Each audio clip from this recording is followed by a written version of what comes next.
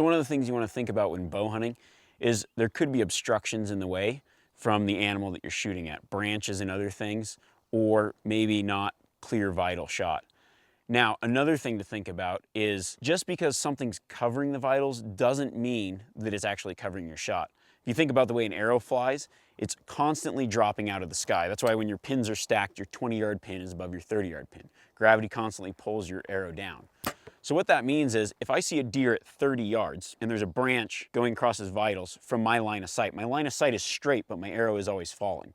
So if I draw back on that deer and I put that 30-yard pin right on its vitals where it should shoot, and I notice that my 20-yard pin clears an obstruction that's 20 yards away, my arrow will miss what my line of sight sees as an obstruction because my arrow is constantly falling.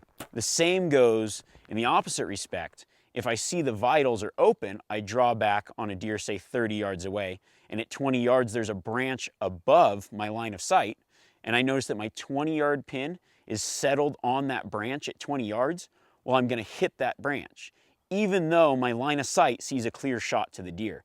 So you always wanna be cognizant of things at the target and in between you and the target, because what your line of sight sees isn't necessarily the trajectory that your arrow's taking.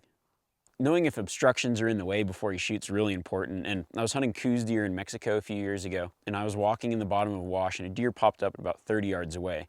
The trouble was, at about 20 yards from me, there was this big cottonwood tree that kind of blocked everything out.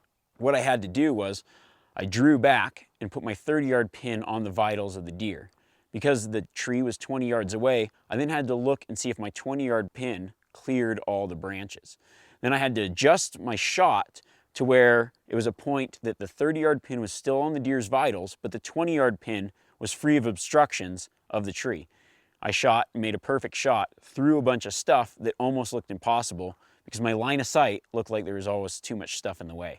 So by adjusting and realizing that your line of sight necessarily isn't the flight path that your arrow is taking, you can really anticipate whether your arrow is going to hit branches or going to make a perfect shot.